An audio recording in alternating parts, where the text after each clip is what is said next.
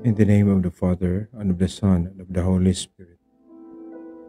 Come, Holy Spirit, fill the hearts of thy faithful, and kindle in them the fire of your love. Send forth your Spirit, and they shall be created, and you shall renew the face of the earth. O God, by the light of the Holy Spirit, you instruct the hearts of thy faithful. Grant that by the same Spirit we may truly wise and ever rejoice in his consolation. Through Christ our Lord. Amen. Mary, seat of wisdom, pray for us. Saint Joseph, pray for us. All the angels and saints, pray for us. In the name of the Father, the Son, and the Holy Spirit. Amen.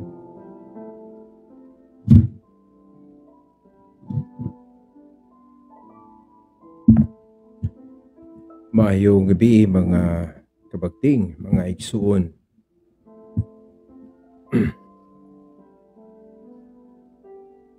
Sa atong mga followers karon diha nga nagmatapa, nagpaabot sa atong live broadcast. Maayong gabi, hinatunta nga namo sa kapiskay sa inyo kasing-kasing o sa panglawas. Ini adlaw hinatunta nga ang panalangin o grasya may atong nasinati karong adlaw. Kutob sa maabot sa atong Sibya, sa atong mga kanunay nagsunod, no? Akong pahinaot nga ang Diyos nung panalangin ana kanunay kaninyo. So ang atong hisgutan karon maigsoon, medyo kanunay siguro natong masabot ug madungog, pero ato lang ni siyang tagaan gyud og pagpahimugan. Purpose of the church. What is the purpose? Unsa man gyud tumong sa simbahan nga gitukod ni Kristo. So naghisgot kita nini og simbahan nga gitukod ni Kristo. Unsa may tumong niya? Anong magtukod pa man siya simbahan?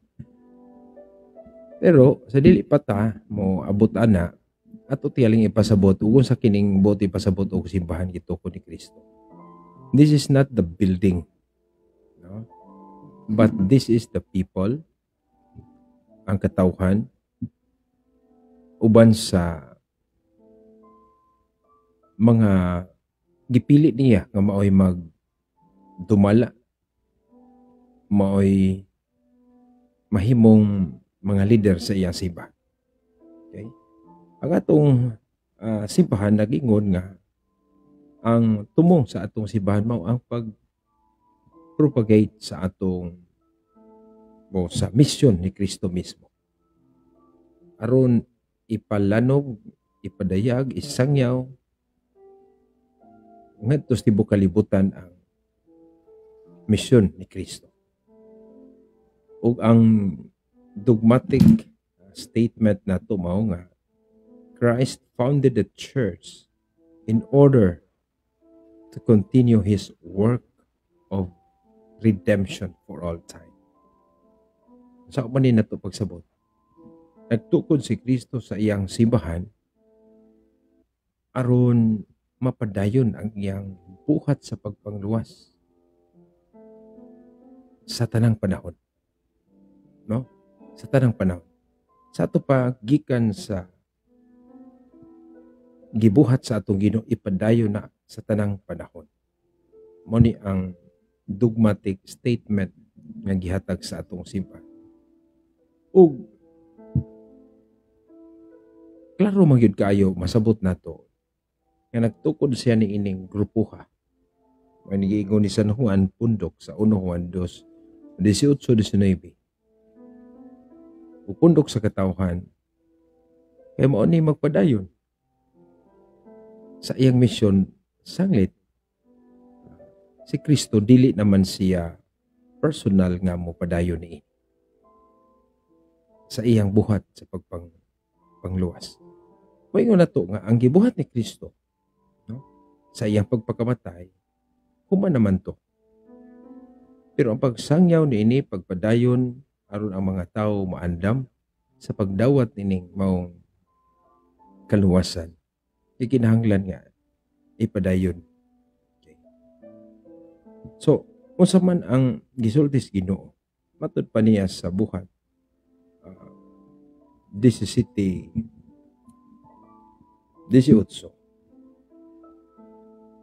Ningon siya sa amahan nga ingon nga ako gipadala nga ris kalibutan,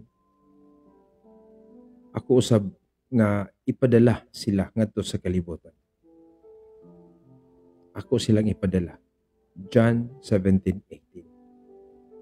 Ingon nga ako siya gipadala sa amahan, ako sa magpadala kanila ngadto sa kalibutan. Madud pa si Ginoo. Unya sa buhat o sa Juan 20:21 giklaro sa Ginoo si Kristo mismo nagsulti ngadto sa iyang mga tinunan. As the Father sent me, so I send you. No? Ingon nga ako gipadala sa amahan, ako usab magpadala kaninyo. Sa to panahimo nga ang mga tinunan maoy continuation sa gibuhat ni Kristo. No? Unya ang tumong sa misyon ni Kristo kaluwasan man. No? Matud pa sa buhat Jes, mianhi ako aron sila makabaton o kinabuhi. Juan Jes. Sama nga si Kristo mianhi aron makabaton tag kinabuhi. Iya usad nang gipadala nga mensahe ngadto sa iyang mga tinunan, iyang mga pinili, ang mga apostoles. Okay. Mao nga ang mga tinunan nga gipadala sa Ginoo. Ingon nga si Kristo nagsangyaw nga angay natong pamation. Ingon nga si Kristo nagsangyaw sa kamatuoran nga angay natong dawaton. Mingon usab siya. Lucas 10:16. Ang mamati kaninyo, mamati kanako. Ang magsalikway kaninyo, magsalikway kanako. Ang mamati kaninyo, mamati kanako. Meaning nga, they were speaking. They were the mouthpiece of Jesus. Ug unsa ilang gisulti, angay paminaw kay mausab na ang gisulti sa Ginoo. Marabag spokesperson. Ug dili lang ni simple nga spokesperson. An honest, guided spokesperson sa Ginoo. Mao nga kinahanglan paminawon.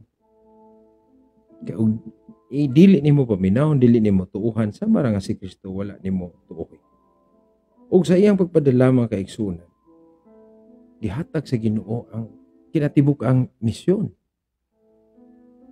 Sa ato si mga Katoliko miingon kita nga ang threefold mission of Christ as being a prophet, a priest, and a king. No? Unya, asa man na nato mabasa. No? Matud pa sa buhat 28:19. Matud pa niya, going therefore, teach all nations, baptizing them in the name of the Father, and of the Son, and of the Holy Spirit, teaching them to observe all things whatsoever I have commanded you. And behold, I am with you all days, even to the consummation of the world. So, niining dapita, gihatag ni Kristo ang iyang tulo ka mga buluhaton. Tulo ka office, matud pa. The teaching office, tulo is sila. No? Unya ang gitawag og pastoral office. Nga sila mutuman sa akong gisugo.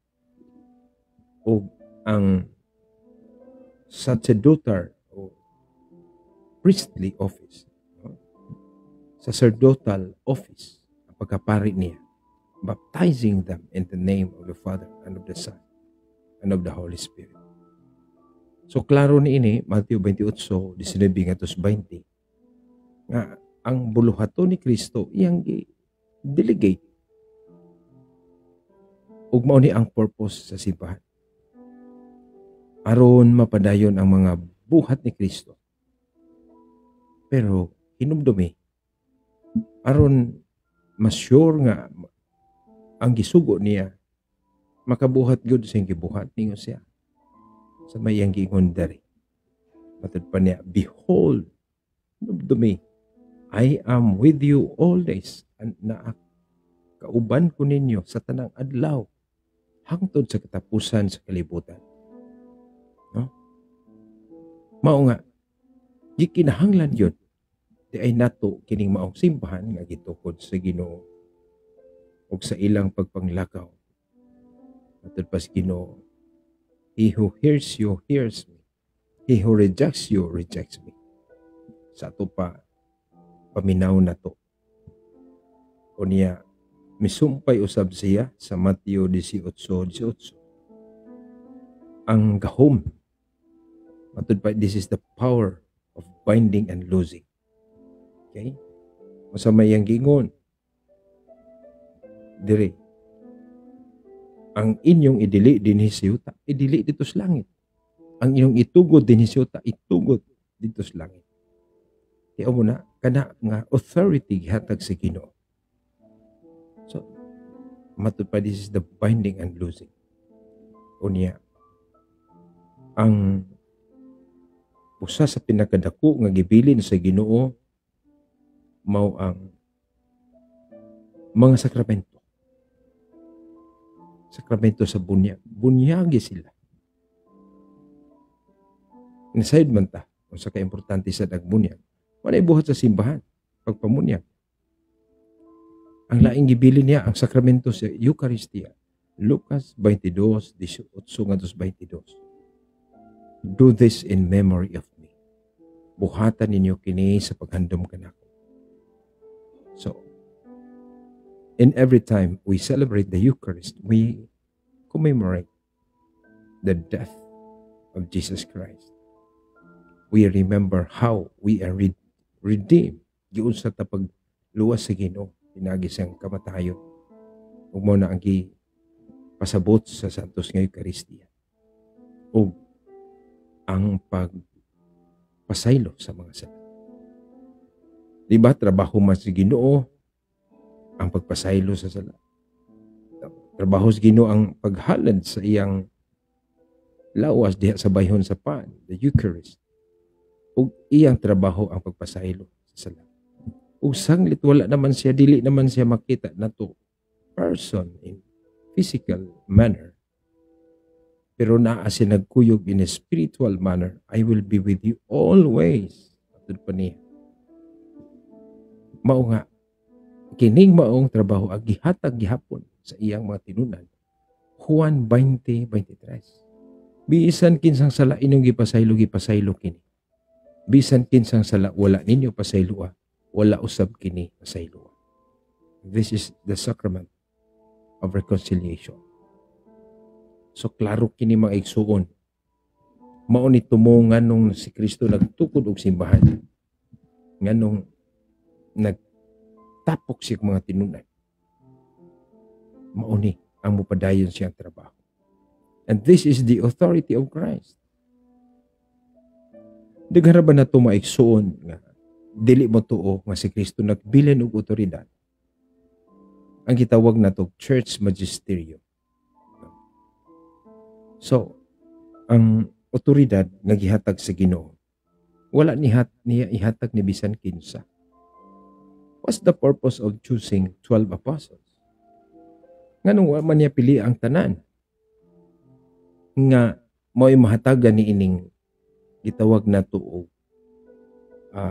muambit yun sa misyon ni Kristo. Kaya naaman siya gitukod lagi ng mga leaders. Ingon nga ang karaang simbahan o karaang testamento, ang mga katawhan dito, doon nagay mubarog nga mga leaders. Ato maikso na musupak ni ini, pero they are making their own selves as leaders. They're making themselves personally nga sila na ang matawag na itong otoridad diha sa pagtudlo. Okay?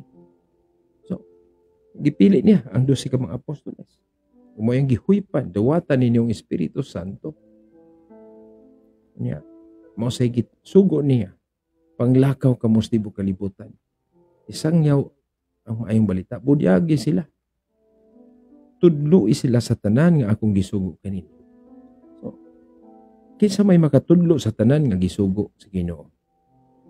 Ang individual ba nato? Mao ni gi-claim sa mga non-Catholic mga kaigsuonan. Mao ni bantayan nato. Kana mga pastor gudron nagwali. Ilang gi-claim kini individually. Pero the more they claim individually, the more they are divided into pieces. Naklaro man si Kristo. Mo ni tumong sa simbahan. Okay? Mo na nga masabot na to nga lisod, delikado o wala tani ining maong simbahan na. Delikado kung wala ta masakop sa simbahan nga mao'y gibinlan sa Ginoo nga maong mga apostoles. Delikado kita kung wala kita sa simbahan nga mao'y kasumpay sa mga apostoles. So, muna, the purpose of the church as the herald is the continuity of the mission of Christ for salvation. Dili man ni mahimo kung magtukod kog akong kaugalingon o padayon sa ko sa akong misyon. Yes, mura po kag tinuod. Kay nagbasa sa kag Biblia. Uban, basta lang mo basag Biblia, mao na, sakto na. Without authentic interpreter of the scripture.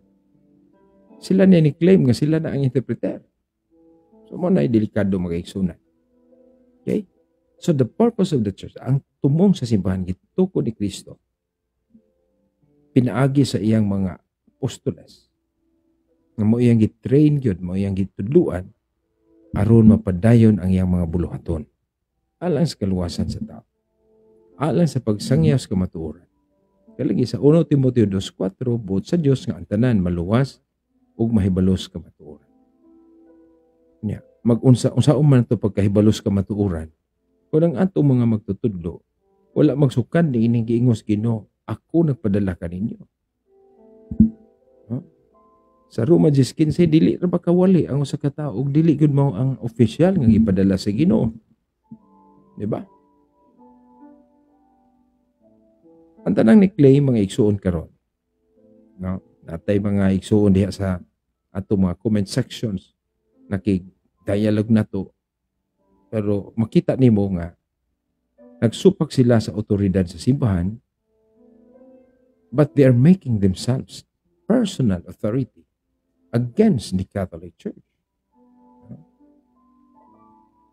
Unya, kining maong pagpadayon sa buluhaton sa pagsangyaw sa kaluwasan, sa kamatuoran.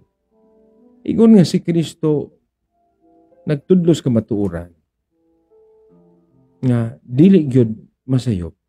Mao sab ni gibuhat niya sa iyang simbahan. Alangan ang iyang simbahan ang iwali ang sayop na. Huh? Kay sila man ang spokesperson sa Ginoo. Kung kuwan pa yun si Ginoo. Yung pagid ako mangayog bandalaban ang Espiritu Santo. Okay? Pero na-misinterpret nila sa atong igsuon nga kanunay nagkuan nato, nagsunod.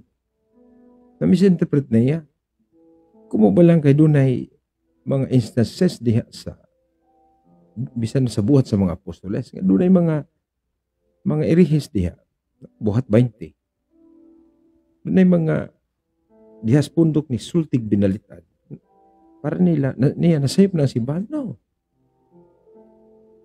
Maubitaw nga na-check ang ilang heretical position because the church ang tinuod nga simbahan katong gikuyugan sa Ginoo sa Espiritu Santo aron maka-identify og unsay saktog sayo.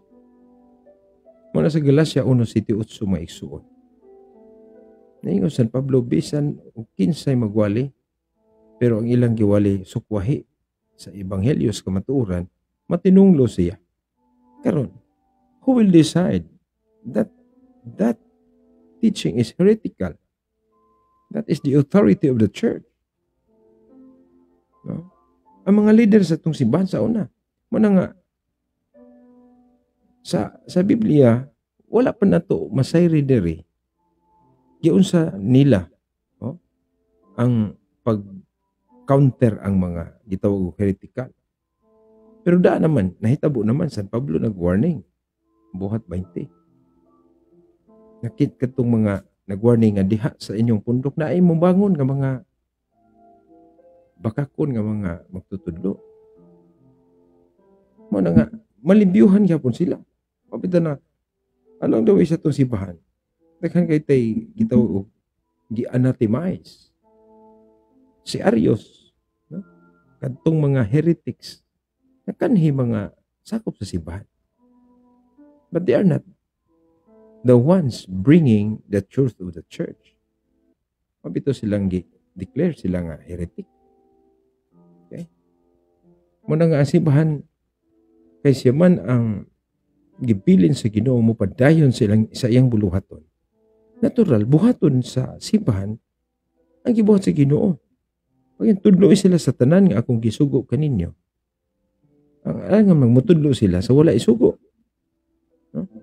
Kung doon ay wala magtudlo, subay sa gitudlo sa Ginoo, muna itawag na mga erehis, mga heretics. Okay? So atong i-shout out ang atong mga nagtanaw karon bisan sa atong kagabion, Mary Claire Molit Enriquez, mayong gabi, Harvey Cuevas, mayong gabi, bro, watching from Puok, Talisay City. Okay? God bless, Brad Harvey. Unia, Star Bernarda Ibarzabal, thank you for sending stars. Patrick Rabanes Bulambot, mayong gabi, Padre, watching from Tubigon, Bohol. Okay? God bless sa Tubigon. From Las Piñas, Star Bernarda Ibarzabal. Sila love ang atong generous donors sa atong mga stars, no? Thank you. Nini Okias, mayong gabi, at Edita Garcia. Okay ra kayo. Wimbam diha. Bipads si Brad Winston, no? Jolly Lumpas, mayong gabi pas unsay pasabot sa Vicarious Christi, Vicar of Christ. Vicar of Christ. Bliselabos Polisticos, Blesela, good evening, Pati Greg. Sa tanang kabagting, watching from Poste 118 San Roque, Philippines. Okay, kanang na yung nagtanong to. Brad Marcelo Villamor Jr. Kumusta, Brad? Wala na ba ISF diha? Si Ate Gigi Iscabos Sagalo, ang unang yung nagtanaw na to. Mayong gabi from Lumbog, Gindulman, Bohol. Salamat sa pag-atiman sa pagpamista kagahapon, no? Mista tagahapon o ni Ralphet Abilar. Good evening, Father, watching from Negros Occidental. Okay, sa atong mga viewers, no? Daghan kay tag mga viewers all over the Philippines, ang uban pagkasigaw sa nasod. Salamat sa inyong kanunayng paminaw nga I hope nga makakatunsad mo, makapaambit niining ato sa uban. I-share po ninyo sa inyong mga friends. Bisagkit sana, ready ta. Dili ta mahadlok o niya mas nindot sad nga magkatunta aron atong hinay-hinayan pag patiglom sa atong kasing-kasing kining maong kamaturan. O niya kay ang simbahan gitukod ni Kristo mao man di ay ang iyang gisugo pagpadayon sa iyang buluhaton. And when we say church, the teaching church is our bishops, the Pope and the bishops, united with the Pope. Extension ng atong mga kaparian. Maningkamot ta nga atong paminawon, maningkamot ta nga mukat-od kita. Gikan sa ilang mga wali, sa ilang gipaambit, no? O na nga, iyan ka safety kita sa atong pagtulunan. Unya, mao man ni ang nahitabo sa una, no? Sa karaang simbahan, no? Sa early church. So, matod pa, Acts of the Apostles chapter 2 verse 42 nga nagpadayon sila sa pagampo, pagpaminaw sa mga pagtulunan ng giwali ug ilabi na ang breaking of bread, and that is the Eucharist, communion. Mao na buhat sa early church, mga igsoon. Muna nga, if we know sayud ta nga mao din ni simbahan sugo sa Ginoo aron paminaw, matud pa ang mamati kaninyo, mamati kanako, magsalikway kaninyo, magsalikway kanako. Karon sa ang problema sad nato, ang problema sad sa ato maigsuon kung naa sila sa gawas sa simbahang Katoliko, kinsa man ning gitawag sa Ginoo nga kinahanglan gyud paminaw. Ang pastor ba? So kung sila ang pastor, how come nga sila ang dunay otoridad nga kinahanglan paminaw? Unya, kung isalikway sila, si Kristo ilang isalikway. Kung paminawon sila, si Kristo mo'y paminawon. Mao ba ni ang gitudlo sa ubang pagtuo? Mao ba ni gitudlo sa mga iglesia ni Kristo? Sa mga Sabadista, Saksing Jehova, born again? No? Ingon ana ba? Unsay gisulti sa pastor, kinahanglan paminawon kay o dili sila paminawon, si Kristo wala paminawa, ug atong paminawon si Kristo paminaw. No? I don't think nga naapo na nila, pero gipaminaw ba ya sila sa ilang mga pastor? No? Francisco Solinap, good evening. Ellen Saw Arieta, good evening. Watching from Panabo City. Layo sa Panabo. Arlene Villa Gonzalo, good evening, Father Greg. Watching from San Vicente, Liluan, Cebu. Okay, sa Liluan, Cebu. Ganang Liluan, Inabangga. Si Brad Elbar, Baron, tambag ni Kuya E. Ayong gabi diha. Ug ato ding ipahibalo may son nga karong umabot sa Sabado, Domingo mo ang National Convention sa Catholic Faith Defenders adto sa Cebu. Asa ani ang kalimot ko sa venue, no? Brad Elbar. Ako nangita sa kog mo proxy nako sa parokya para makakuyog ko ni ining maong National Convention kay hapit na rabagyod. Nita pa sa tani o isagi mo kuan sa ato mga schedules dire. So mga ison, atong iyampo ang National Convention sa Catholic Faith Defenders. Hibaw ko nga kini usa ka makadasig yun nga kalihukan. O sa grasya sa Ginoo ang atong Catholic Faith Defenders sa national medyo na-organize na gyud kita. Na-organize na kita, daghan ng mga chapters sa mga dioceses. We are also challenging sa tanang mga dioceses o sa atong mga parish priest nga mo-support sila nining maong kalihukan alang sa pag-lig-on sa grupo sa Catholic Faith Defenders aron masagang nato kung unsa man ang bisan unsang atake. So kad pa ni sa una, nakita sa nato nga ang grupo sa Catholic Faith Defenders was a result, a reaction tungod sa grabe nga pag-atake sa simbahang Katoliko, batok sa simbahang Katoliko, na kini gisinayo pagsabot sa ato mga igsoon. Kay matud pa ni Fulton Sheen nga they hated what they wrongly believed to be the Catholic Church. Nasuko sila pero dili mao ang simbahang Katoliko ilang gikasukan. So maigsoon hinawton ta nga nasabtan nato nga mao ni ang tumong sa simbahan.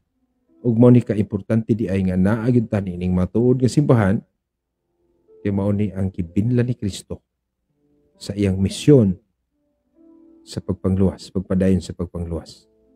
No? Pagsangyaw. O kini nagasukad pa Panahon nga gitukod ni Kristo ang iyang simbahan, panahon pa nga buhi pa diha pa ang mga apostoles kay mao may iyang gisugo. Ug natural gikan nila ug ang ilang sumusunod. As the Father sent me, so am I sending you. Ako nagpadala kaninyo. Ug ningon pag ni saad po ng Ginoo, ako magauban kaninyo kanunay sa tanang panahon hangtod sa katapusan sa kalibutan.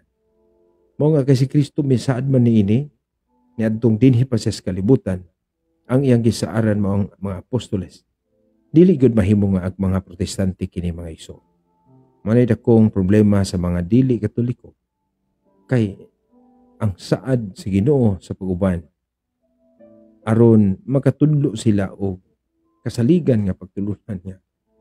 Sama nga sila nagsulti, spokesperson sa Ginoo kadto mga iyang mga apostoles ug ang ilang sumusunod. Mao nga sayra ang inyong origin, ang root sa inyong tinuuhan. If you can discover that the root was only this person, kana lang tao nga walay koneksyon ngadto sa mga apostoles, delikado kung unsa imong pagtulunan. They are just making themselves expert of the Word of God, but they are divided in their conviction sa ilang mga pagtulunan. So salamat kayo mga igsoon sa inyong pagtanaw, palihog ipaambit ninyo. Let others invite po para pag-follow sa atong pagtingan sa kamaturan 101. Ato kining tapuson sa pagampo. Lang ito kamahan, salamat sa imong grasya. Manghihatag ka namo sa kinabuhi, sa kadasig, sa kusog nga manghihatag ka namo karong adlaw. Ginoo, pasaylo asab kami sa among makakulangan ug sa among mga sala. Panalangin ni ang among maigsuon nga naa sa kalisdanan sa kinabuhi. Mga naglisod sa ilang mga panginabuhi. Ang mga maskiton, ang mga dunay suliran sa kinabuhi sa relasyon. Imo silang hupayon Ginoo. Ug amo sa pangayoon sa karong gabi una that you can protect us from all evils so that we can rest well, we can sleep well with your loving hand.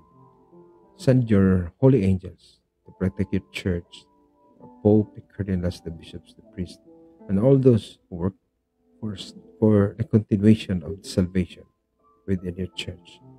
Lord, we also pray for our separated brothers and sisters, that someday they will be enlightened, they can realize that their origin is not your holy church. Lord, we ask your Holy Spirit to guide them back to your church.